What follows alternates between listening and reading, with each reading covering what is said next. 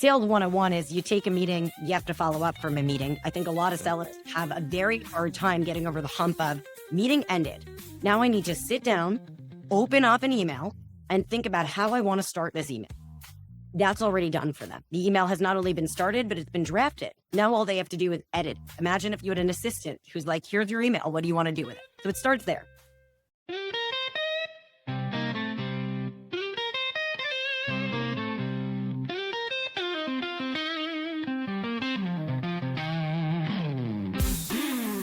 Mike's got the hat, the AI kind. Unlocking power in business you'll find. Cut through the hype, explore the tech. Every week, new ideas to check.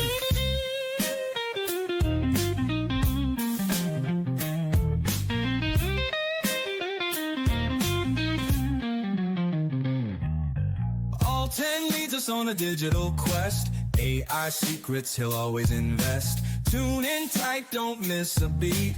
Knowledge groove, keep you on your feet. Listen up to the AI flow, business growth, here we go. Cutting edge insights, that's the plan.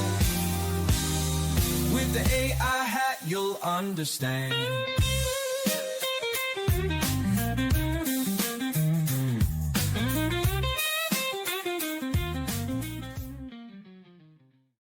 Greetings, program. Welcome to the AI Hat Podcast, the resource for revenue teams who are ready to stop being the bottleneck in their own business.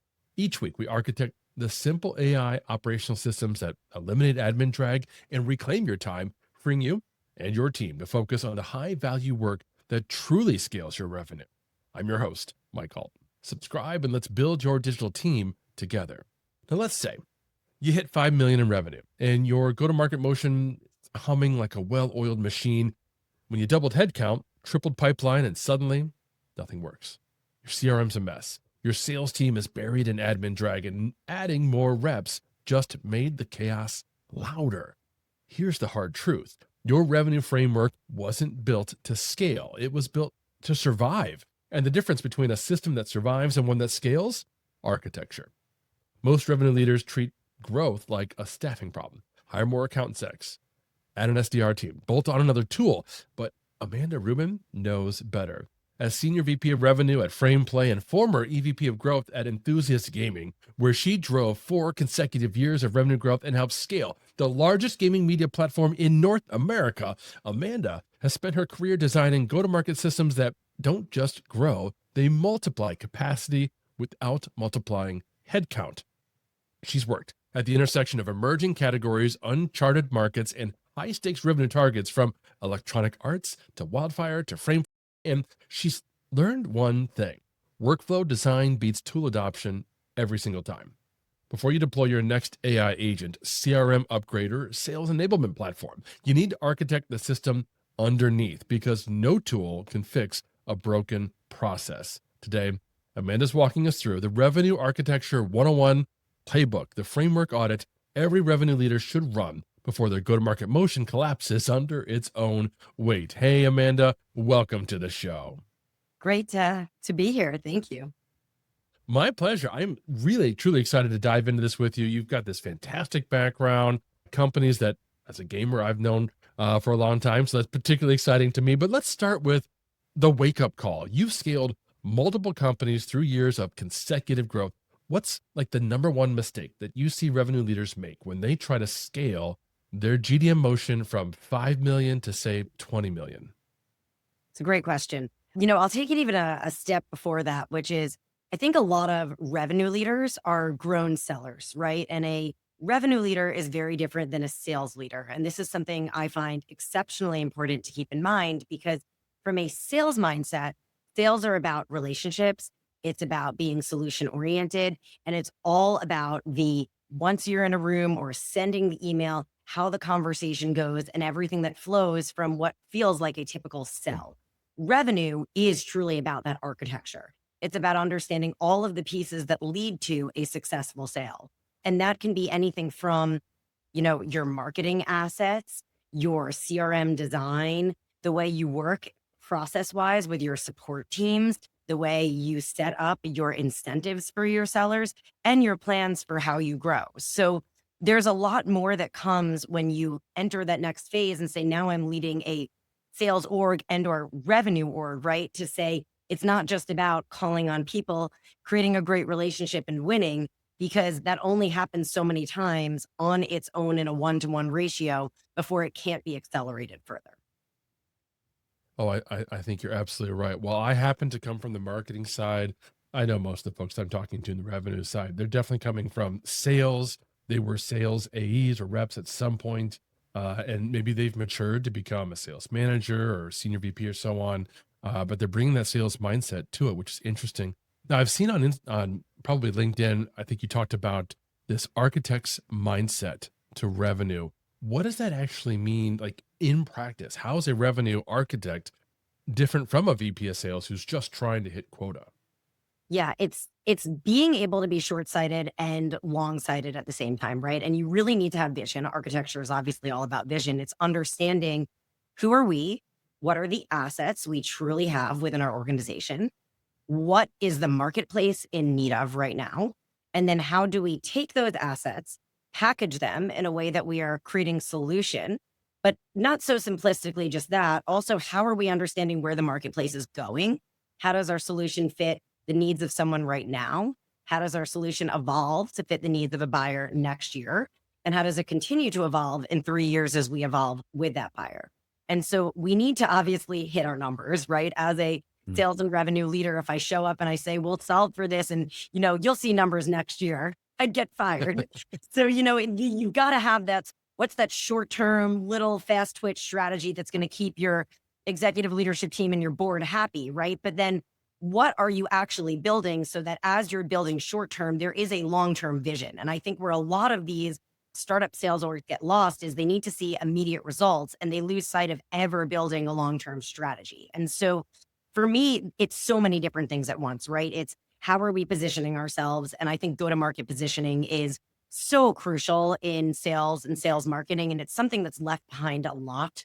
I actually recently just saw a presentation and all of the meat was there. It was so good. I was actually envious of how well framed pieces of the story were, but it didn't come together succinctly. And I think a buyer would see that narrative and walk away and say, but I don't understand. Why is this valuable to me? And so you need to get right into the room and within 5 to 10 minutes of a conversation, prove the value, or you're going to lose everyone's attention, especially in a post-COVID, very Zoom video heavy world where people probably have their videos half turned off. And if you haven't caught their attention right at the get-go, you're not going to.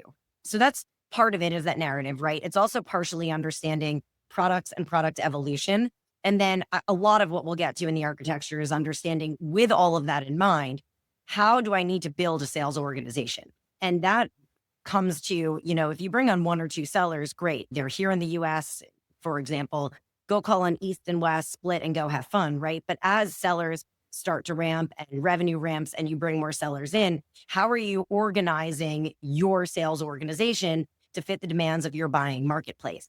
And it can be many things. I mean, while I'm in gaming, it's media sales, right? And so for us, there's a few kind of core ways you can split. It can be by region, it can be by holding company, it can be by agency, it can be by vertical, it can be by products you represent and split the product sell.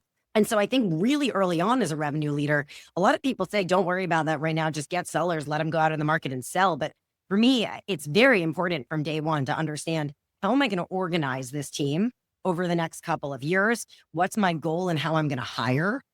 So am I going to hire some low level people and bring in high level? Am I going to bring in some mid tier and have them play or coach to low level? And I've got that org chart in my mind all the time. And I have to know how it's going to build, how the account list that I'm creating for them will build with them, so that every time someone new comes on board, we're not redoing everything all over again. And then what is the infrastructure I'm going to design so that all of that housekeeping, and I can get into this as I go on, doesn't become 70% of the seller's job, because I've obviously been in that seller's shoes and it's really hard to know how to keep up with an entire account list. And so sellers typically do resort to the 5-10% of accounts they have constant conversations with, and they leave a lot of stones unturned. And that's even in their own account list, right? As a sales leader, I think if I'm kind of going on with this, right? I'm always on the hunt for what other addressable accounts are there in the marketplace that belong to no one right now. Because if we're missing accounts, we're missing dollars. And so it's all about all of those things cohesively and then being able to see the big picture of all of it, bring it together, and design an organization where as you begin to grow, you're ready to grow with it. I'm nodding my head the whole time you're painting this picture. But I also think, frankly, I think some of the revenue leaders that are listening, maybe they're at the 1, 2, 5 million a year mark right now, and they're feeling like everything's fine. They're not bought into what you're saying. So walk us through the anatomy of a revenue framework that breaks under scale. What are some of the structural flaws that might look fine to the revenue leader for that smaller, annual amount, but they start to become catastrophic at 10, 20, 30 million a year? 100%. So, I mean, one of the simple and classic examples is revenue leaders that kind of give a seller a brief list. They say, call in your people, build a list, right? I think this is a very typical thing that I experienced many times when I was a seller from revenue leaders. It was, welcome on board, build a list. This is what's being called on. You build your list. This seems to be your area. Okay, great. Go ahead, go call on those accounts, right? That's great when you're trying to get to 5 million. That's 1, 2, maybe 3 sellers, right? Once you start to bring on more sellers because you want to get to 20 million, you're going to have sellers that come on board and say, but I want to call on this account and I have a relationship with this account and I know these people, right? And so at a very basic level, you need to have a very core understanding of how are lists split? How will they continue to be split? How are you going to reassign accounts? Because I've seen this happen over and over again where sales leaders just avoid conflict and say, well, so-and-so has this, so you pick up something else, right?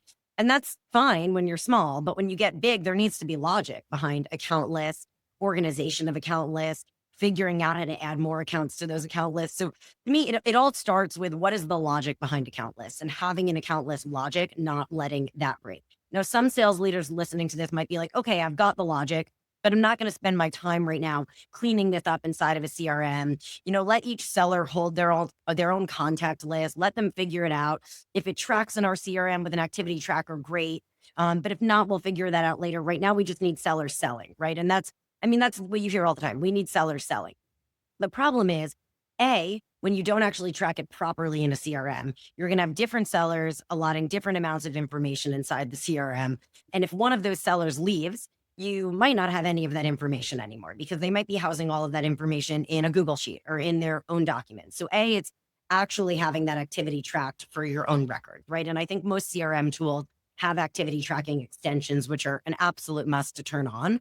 But it's not just about turning them on. It's about actually organizing the CRM to capture the data you want it to capture. So you have the right records of how you are tracking activity against accounts, right? So one example of that for me is I ask all my sellers to tier all of their accounts, 1, 2, and 3. A tier 1 account means it needs to be called on every month. A tier 2 account means it needs to be called on once a quarter, and tier 3, once a year.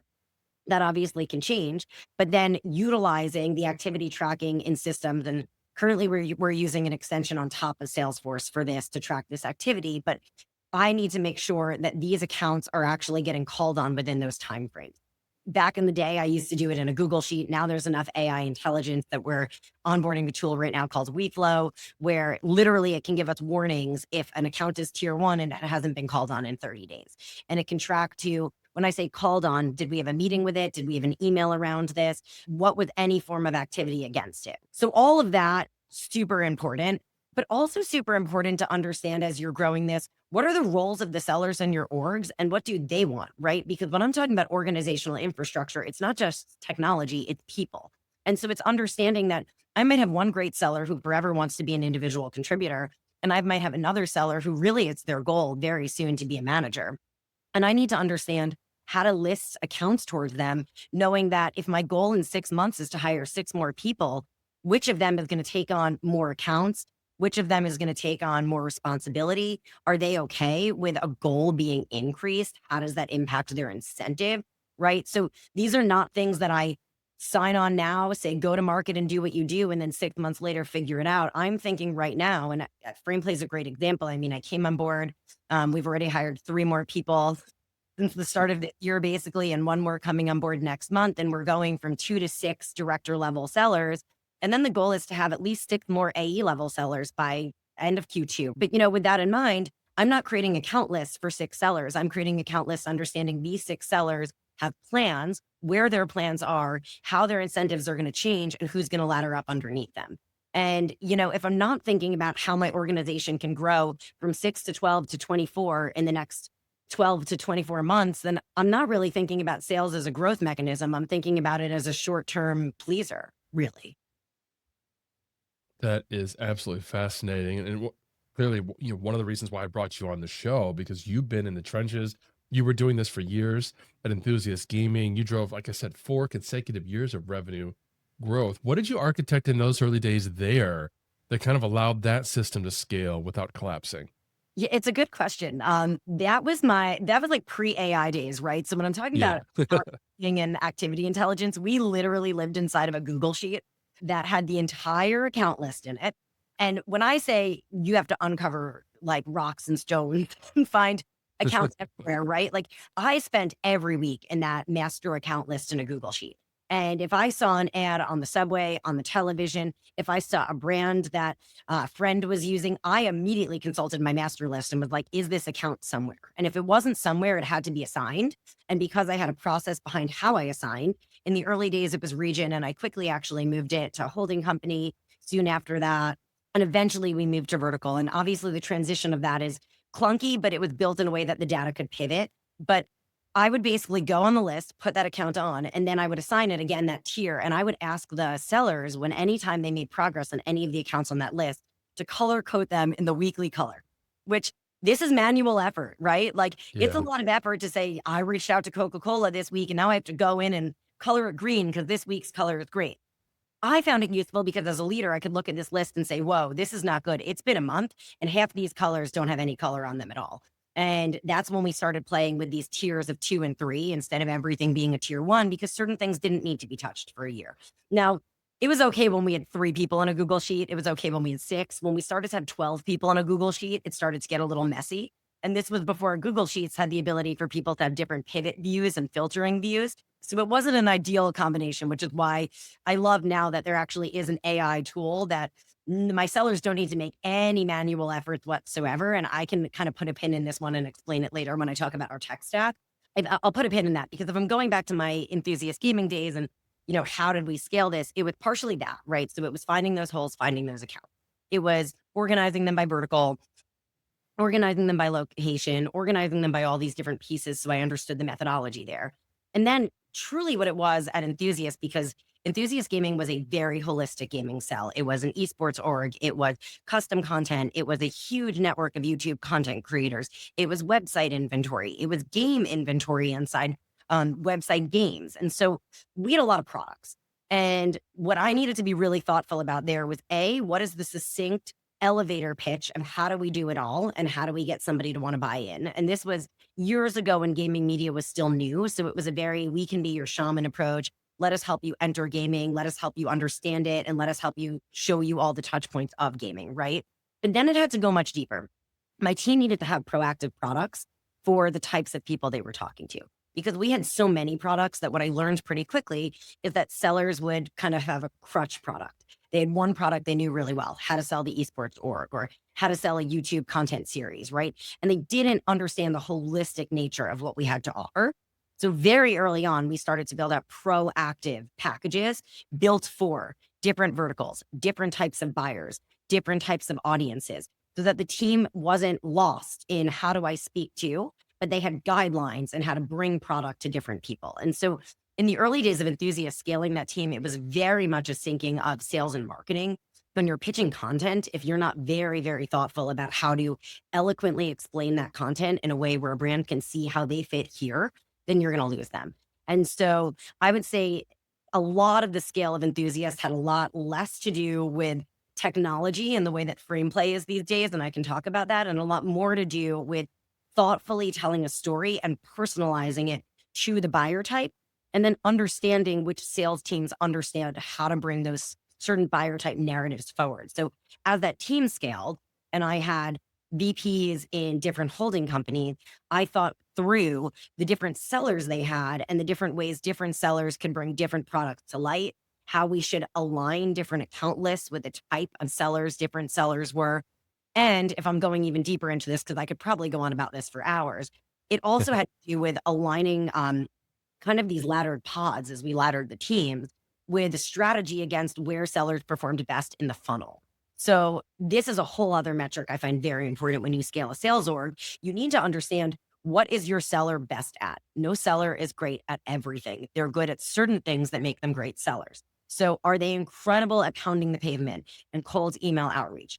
Are they incredible at, getting that email through and landing the meeting? Are they an incredible presenter and they're really good inside the meeting? Can they take a meeting and can they turn it into a brief? Are they good at taking a brief and turning a brief into a win? Some sellers are better at different parts of that journey. So I started to then track which sellers are really good at certain things, paying attention to email volume. Right now, I think email volume is a really, really interesting thing. I've had many sales leaders that say 1,000 emails a week, 10 meetings a week. You need to have 3 briefs a week, right? And these are the hard and fast. These are your typical numbers game sales rules. The truth of the matter is, not every seller is going to send 1,000 emails a week, and not every seller is going to have 10 meetings a week. But I can tell you, I had certain sellers that 3 meetings a week led to 3 briefs every time they took those meetings. And I had other sellers that might have gotten 10 meetings a week and they couldn't get a brief. And so I wasn't about, hey guys, everyone needs 1,000 emails and 10 meetings. It was, where are you best? And now how can I ladder people into your org that fill those gaps? So I had one great leader who was so good at volume, pounding the pavement, getting in front of everyone, pushing. But I didn't feel like when it came to brief stage, they were the most strategic. And so I put a seller on their team that was really creative and told me how much they loved creative strategy. I had another seller who was an incredible meeting presenter to brief to conversion, but really didn't get the volume in emails. And you know what? That didn't make them a bad seller. That meant that they just weren't as good at the pounding pavement cold calling part. And so who did I bring onto their team? A junior AE that put up the numbers and opened up the doors and got the meetings. So it's really about recognizing the personalization layers of every seller and then building pods ready to scale together.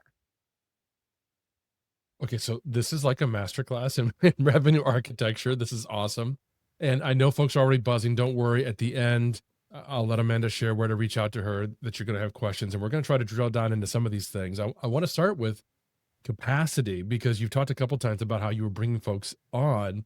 And you kind of intimated earlier, that's a bit of a trap. A lot of revenue leaders, they think scaling means hiring more people. You've built some systems that multiply that output without multiplying headcount. How do you diagnose where a team is actually leaking capacity? It's a really good question. The core indicator, right, is hitting goals. So at the end of the day, if you've got a number on your head and you've got 4 people, and I'm going to use really basic round numbers here, you've got 4 people and a $4 million goal, and you've got 2 different teams that have that, and you've got one team that 4 people can't hit 4 million and another team where 2 people alone are hitting 8 million. That's an indicator in and of itself, right? Like, the core outcome in sales is revenue. So there is that. But there's also just figuring out how to get the most of people. So I'll start with revenue becomes the indicator, but it also becomes, how do you find efficiency for sellers and where do they get caught up?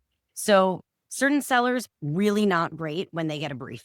They get really, really stuck on a brief, right? And they end up spending a ton of their time trying to figure out how to answer the brief, how to build the presentation around the brief. And I've worked at multiple different sales orgs where there's a lot of sales support in the pre-sale process and some where there's none. And the seller is the pre-sale person until the deal is won, and then they pass it on to account support. You've really got to understand, as a revenue leader, right, not a sales leader, where support comes in, because you don't need to be spending heavy sales salary spend on someone doing support roles if it takes them a long time to do that support role. So, in my days at Enthusiast, where I was overseeing beyond sales, customer success, and biz dev, and some of the partnership and marketing capacity, it was understanding where I was actually willing to forego a sales head or 2 to get 3 or 4 more support heads, because that would make a difference, because the sellers that were selling were making such great progress that they needed more support. And it was also recognizing where certain sellers just were weak and then telling them they shouldn't do that job. Because quite honestly, it's a waste of time. That's not where they're going to find efficiency. Those would have been I'll put a pause on that and say one more thing. Those were my earlier ways of addressing the issue.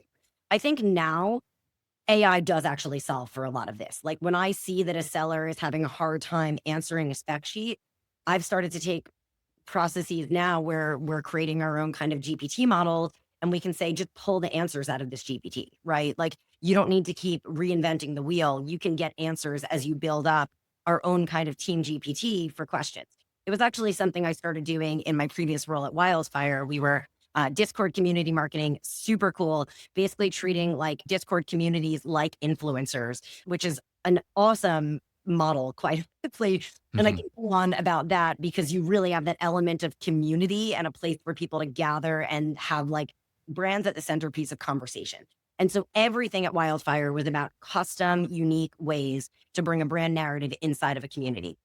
So the greatest thing we did is create a shared kind of GPT where we're coming up with net new ideas. Some of them that got taken, some of them that didn't. How did we repurpose? What did a brand not like about it? And just building up those models so that we can use AI as our assistant, as our aid, not to come up with the idea, but to tell us from this idea, what worked, what didn't work, what was the pushback, and how do we use this to come up with something better, right? So training those systems to consistently come up with better and better responses so that the things that feel very low funnel systematic start to get taken over by AI utilization. Got it. Folks, we're talking with Amanda Rubin about how to effectively scale revenue teams. And I've got so many more questions that you're not going to miss. But first, a quick word about how to effectively deploy AI. Right now, your best people are drowning. They're buried in data entry, meeting prep, and internal reporting, the admin drag that kills momentum.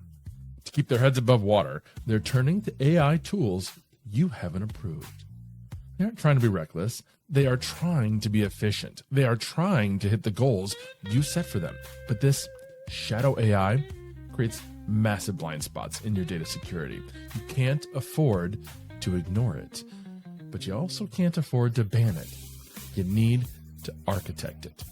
I've created the executive guide to Shadow AI to help you bridge this gap. It's a blueprint for turning a security risk into a competitive advantage through proper governance.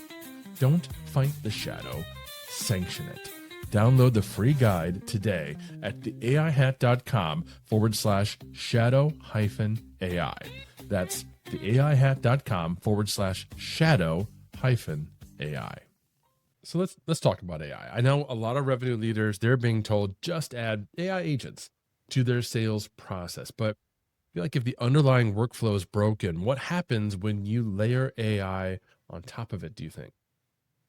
Oh, well, I mean, we're dealing with this right now, and not in that we're broken, but that we need to fix a lot of things to utilize AI properly. So when I said I'd put in a pin in our activity tracking before with AI, I'm going to give a shout out to a new partner we're working with called WeFlow. They are a really cool combination of conversation intelligence with extension-based activity tracking, as well as kind of like pipeline forecasting and management. And it's a great AI tool, right? Everybody wants a note taker that joins the call, that takes notes from the call, that then can create email drafts and track your activity and give your sellers intelligence and all the things that come with it, right? And because I am a little bit more AI inclined, we actually right now are shuffling between two different AI note takers because we've got the WeFlow system that we're building, and we also actually use Fyxer AI for email to organize our inboxes and to have email drafts ready to go after a meeting, pre-written for them. So really, really cool. I can get to that a little bit more if you want to learn about it. But when I talk about WeFlow, it's a very personalized system. It has a two-way sync with Salesforce, and it's all about capturing all of the intelligence and then finding ways to thoughtfully create layers and layers on top of it that sellers don't need to do all that manual activity I was talking about. When I was mentioning how I used to have a Google sheet and I make the sellers color code it, like now if my sellers call on Coca-Cola, they don't have to go anywhere and color code it. They literally just need to toggle onto their Gmail extension that this account is Coca-Cola. And the only reason why they even need to do that is because in the world of advertising and media, we don't work directly with brands very often, right? So the way WeFlow is actually set up, which is awesome, is if you're talking directly to a brand, you have those URLs saved in your CRM. So everything will toggle directly to the URL of the email. That would be really easy if we were calling on Coca-Cola directly. They'd automatically sync Mike to Coke. But because Coke has a media agency, we need to first actually figure out that it's not Publicis or UM or whatever the media agency is at the moment, right? Like, and I'm just using these as examples, but you actually have to pull it a step further and say, no, actually, this account belongs to this brand versus agency. That's a little nuanced. And so for us, it's taken a bit of an extra step. What it has also taken, when you ask me about like how to implement a system that works, we needed to really clean up our CRM in a way that we put URLs against the CRM, that we assigned different account ownership or type to the CRM. So brand, reseller, agency, and that we put in things like the tiers I was mentioning and other details, agencies that align with accounts and all of the nomenclature so that the data could really be very pivoted, so that when it two-way syncs, we can pull that data out and we can start to create really, really thoughtful learnings and intelligence on top of it. But this is a labor of love. Like, we have been working with WeFlow now for over a month, and I still don't think we have a system completely ready to go, because we have to really personalize it. We need to understand what exactly is it we want to see. What rules do we want to put in place? When do we need automations to trigger?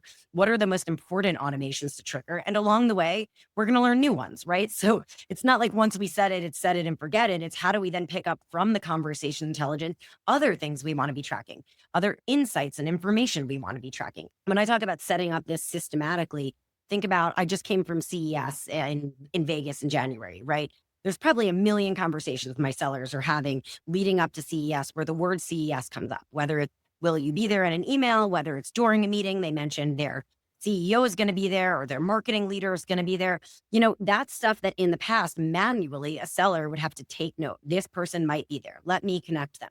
Through the conversation intelligence with the activity tracking, the hope is we can actually now create personalized dashboards of every brand where CES has come up in the conversation and what they're doing with it. So these are just the beginning kind of staged layers that we're setting. I don't know if I mentioned yet, but I've been at Frameplay for less than 4 months. So this is really like early architectural building, but this is exactly what I'm excited about. It's that, what I said at the beginning, the ability to have the long-term vision of what this can become, that every time we go to a conference, there's a conference tracker. Every time there's a proactive pitch, there's a proactive pitch tracker. There's tiered activity tracking. There's all the stuff that the sellers don't need to do manually anymore, but simultaneously making sure it's not distracting from what they're doing right now so that they can be in the marketplace. So what we're doing right now is just collecting the data and letting the engine pull it so that we can start to find the patterns and not get so stressed about the fact that it's not perfect right now. And I will tell you, that is something as a revenue leader I have learned in my career. I actually have one seller with me on the team here now that was with me also at Enthusiast. And I had a whole conversation with her about, you know, how I really feel like I've learned and grown that I can't let perfection get in the way of progress, right? In order to architect, you've got to find enough patterns to be happy with them, but also to let the mess be messy a little, because it's never going to be perfect. But as long as you have the vision of where you want it to go, you can continually build a very clear pattern of where it's going. That is so cool. And for those listening, we're talking about getweflow.com, and I'll put the link in the show notes. Yeah, I don't know if it's .com or it might be, I don't want to correct you on this one. I just want to make sure it's the I right. looked it up. Yeah, getweflow.com. Okay, Yeah, but I do want to help allow you to offer some clarification, because it's not its own CRM. It plugs into and sits on top of Salesforce. Is that right? It does. It sits on top of Salesforce. It's a conversation intelligence tool, activity tracking tool. There's a lot of these popping up right now that I'm seeing. We're using a combination in our tech stack right now of a few tools. So we're using that on top of Fyxer AI, as I noted, for emails. And we're also using Apollo as a drip tool. And so we've kind of got this systematic sequencing right now. Though it will be amazing one day when AI can do all of it in one place, right? But what I'm trying to create is the ability to, it starts with Fyxer. And with Fyxer, it joins your meetings. It organizes your inbox. So that's Fyxer with a Y.ai. So what's actually very lovely about Fyxer is when I wake up in the morning, I don't have 75 emails in my inbox. I have 75 emails, but I've determined I only want to see the top 2 categories, like to respond and meeting notifications. Everything else I can look at later, which for a little bit of like ease and simplicity and just stress relief in business, I think that's really nice. But you come online, it organizes your inbox, and it gets really used to how you respond to email. And so now if you send me an email, Mike, it will automatically draft a response to you from me. It doesn't send it, but it's sitting in my inbox. And now I can determine how I want to respond and if I want to change it, and it picks up on my response pattern. Why is that great for sellers? It doesn't just do that when a client sends them an email. when they end a Zoom meeting, a team learn, whatever it is they're doing, there is a email waiting in their inbox from the notes of that call waiting to be sent. And it gets pretty intelligent to the point that it might send our deck. It might send a link to their calendar. So, sales 101 is you take a meeting, you have to follow up from a meeting. I think a lot of sellers have a very hard time getting over the hump of meeting ended. Now I need to sit down, open up an email, and think about how I want to start this email. That's already done for them. The email has not only been started, but it's been drafted. Now all they have to do is edit. Imagine if you had an assistant who's like, here's your email. What do you want to do with it? So it starts there. Then we bring in Apollo, which is a drip tool. So when I say a drip tool, it's got a full contact list. It's not the greatest contact list in media sales because we're so specific. So we lean into Spiller Crowd, which is a specific media sales tool. That's an additional tool we use where you can get organizational charts of media teams. So let's say we just ran a really successful QSR campaign. I might say to the sellers, hey, send a recap of this QSR campaign to all your other QSR clients.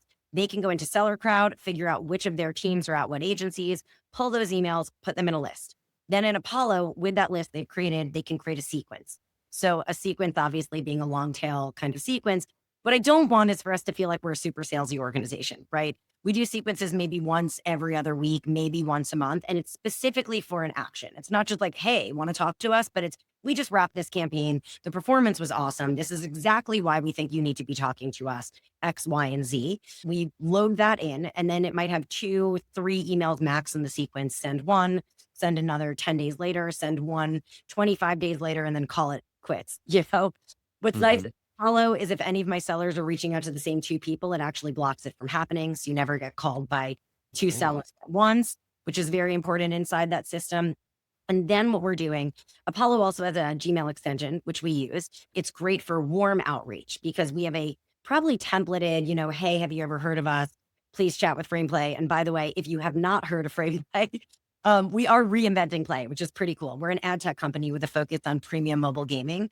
And it might be worth mentioning this as I've been in gaming for a decade. What I think is really cool about what we're doing at Frameplay is that most people think Frameplay, I say we work in mobile gaming, and they say, oh, so we have to work with you when we want to reach gamers. The funny thing is, I would say more than 70% of the people that play our games don't consider themselves gamers. You walk into a room of women and say, how many of you play games, or how many of you are gamers? And they'll say, I'm not a gamer. I don't play games. And then you say, so how many of you play Words with Friends, Scrabble, puzzle games, word sort puzzles, 3-match games? And they're like, oh, I played that for 5 hours last night as I was watching television. So as I try to educate the buying marketplace on the fact that if you're trying to reach gamers, you should not be coming to us because we don't reach gamers, we reach people. And we've got to get them to understand that players are not gamers. They're a much, much larger audience, right? So when I talk about our general reach out, it's not we're Frameplay and we're a gaming company. We're Frameplay and we're an ad tech company that reaches every audience cohort. Talk to us if you want to understand how gaming is the most lean forward medium for engagement and entertainment, right? And so we've got that like pocketed pitch that everybody feels comfortable with. We put it in a template, and then in their Gmail, not in the Apollo tool, they can send warm email outreach using templated email sequences, or not sequences, templated email things, right? So all you sales leaders, and I'm sure you're very used to that, sellers have to copy and paste. I liked the copy from this email. I'm going to copy it and put it in the next email. Then I'm going to copy it and put it in the next email. I'm going to add the title again. You don't have to do that. You pull it up, template. This is the go-to-market outreach template. This is the one I want to send when I send it to executive. Amazing. It also has snippets. So I can just always snippet, here's the link to my calendar. Snippet, here's our go-to-market deck. Link in the deck. It's really easy things there. And then what it has, which it and Fyxer both do, but in different ways, is you can schedule a nudge. So you can either, I tell the team to choose one or the other. Fyxer, you choose how many days when you don't get a reply, does it draft an email for you? So some sellers have, 5 days, don't get a reply, draft me an email and it fits in their draft. Others feel like there's too many drafts. Instead, they can use Apollo to create a nudge, and they decide when they want to be nudged. So gone are the days of having to write down, remember to follow up with this account here, or put in your calendar, follow up with this account when. You don't have to do it because you can nudge in Apollo. So, okay, we've got those 3 systems in place, right? Now you get to WeFlow. WeFlow got the activity tracking. So you send an email to an agency, sending to contact Joe, whoever at blah agency, and they work on, the Yeti brand. I'm making this up. And it's coming up as the agency they work at. It's not coming up as Yeti because in the system, it sees their email address as agency. You just quickly can toggle Joe, Yeti, click, And now forever, Joe is now saved under the Eddie account. So every progress after that is now saved clearly there. If they send a huge Apollo sequence, they just have to kind of retroactively go into the WeFlow system, which we're working on right now, reassign all of those. But moving forward, all of those should now be clearly in our CRM in a way we know where the contacts are assigned. I know I'm like going on long here, but this is a ton of information, No, right? it's fine. All of this filters in, it double matches with Salesforce. All of this gets tracked, and then you get back into the WeFlow system to understand, okay, of my 100 accounts I need to address every 30 days, how many of them have warnings because I haven't put any activity against them? And then maybe of those 100 accounts, 30 of them had warnings. 20 of them need to be moved to quarterly accounts. They really don't need to be called on every 30 days. Move them to tier 2. 10 of them, you've got to call on tomorrow. And I can use it in my one-on-ones as a leadership tool to say, hey, we've got a lot of accounts in the red right now. By next week, these all need to be reassigned or called on. And we put a strategy against it. And so they don't need to go into that Google sheet anymore and be like, I called on this account on this day, and here's what I did. It's all there. And they're excited now to be able to get some intelligence on, is there a pattern between how many times I send an email and when I get a meeting? Is there a pattern on when a deal sits in the pipe, for how long it sits on the pipe and when it closes? I can't answer that yet because I'm almost 4 months in, but we're architecting this so that we can answer questions, so we can find patterns. This is fascinating. And as I read between the lines, we're talking about automation with things like email sequences, but we're talking about also truly agentic AI behavior where it's learning your patterns and providing you autonomously with email suggestions and that sort of thing to craft. So how does your experience architecting revenue systems kind of inform the way you think about these new developments? Well, I'm a big fan of moving fast and, failing as fast as I win fast. So Yeah. it was a lot to come on board, I think, in the first 3 months and throw on, 3, 4 new items for tech stack, like with a team that wasn't really using any of these tech stack items. And so I think everything's a learning experience. It's, can we learn this fast and can we use this system, or is this system not going to work and is it going to break? Right. And so we've got to figure out pretty quickly, is this a useful tool? And then where's there duplication in our tools? Like both Fyxer and WeFlow now can join a meeting, since WeFlow is conversation intelligence and Fyxer is email draft. So we need to make a decision pretty quickly on which note taker is going to join and how are we going to utilize that note taker? Or do we need to find a solution that does both of these things together? And can I work with people out there building these agentic solutions to say, this is actually what we need if you can build something specifically for our niche industry? So for me, it's just about failing fast, quite honestly, and admitting to my mistakes, not being afraid to be like, hey, I took us too far into the deep end with a tool that didn't work, and I'm going to be willing to throw it out instead of trying to retrofit it. Love that. So my last question for you, man, I'm just wondering, because this is something I think every listener needs to take seriously. If you're a VP of sales right now and you're staring at a 2026 quota that maybe feels impossible with your current team capacity, what's the one framework question you'd ask yourself before hiring another rep or buying another tool? It's a good question. It is a framework question, right? If I go back to kind of the art and science of being a revenue leader, I spoke a lot about the science just now, and the tech and the stack and all of the tracking and the quantification of numbers and revenue goals. But it's also about the quality of your sell, right? If I'm staring at a number that feels impossible and it feels like I can't get to that number, I think the first question I ask is, are we telling a story in the marketplace that people want to hear? Because if you're telling a story in the marketplace that people want, people are going to buy it. But if people aren't giving you enough buy signals, I would go all the way back to the groundwork of what are all the things that make up the puzzle that makes us unique, and how do we get other people to see how unique we are? Because clearly they're not seeing it. Got it. Got it. Amanda, I have loved this conversation. I love how you talk high level strategic revenue architecture, and then you went right down into the weeds into the tools that you're building and the processes that you're creating. It's been fascinating. I know folks have more questions because their brains are just overwhelmed right now. If they want to reach out to you, where should they go?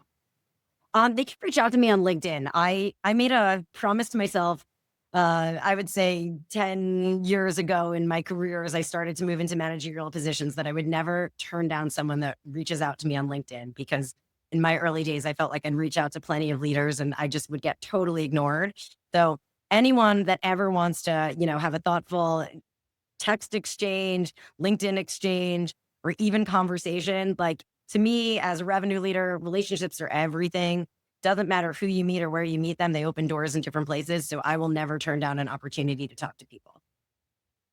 Fantastic. I love that approach, but that is all the time we've got for today, friends. If you haven't yet talked to your team about how they're really using AI, shadow AI, it's time. Learn what shadow AI is and why you should lean into it and how to proceed for free at theaihat.com/shadow-AI. Check it out, and I'll see you in our next episode. Welcome to the grid. That's a wrap on another episode of the AI Hat Podcast. I hope you gained some valuable insights and actionable strategies to boost your business with AI. If you enjoyed the show, please subscribe, leave a review, and share it with your network. And don't forget to visit theaihat.com for more resources and to connect with me. Until next time, keep innovating, and remember, the future of business is human and it's powered by AI.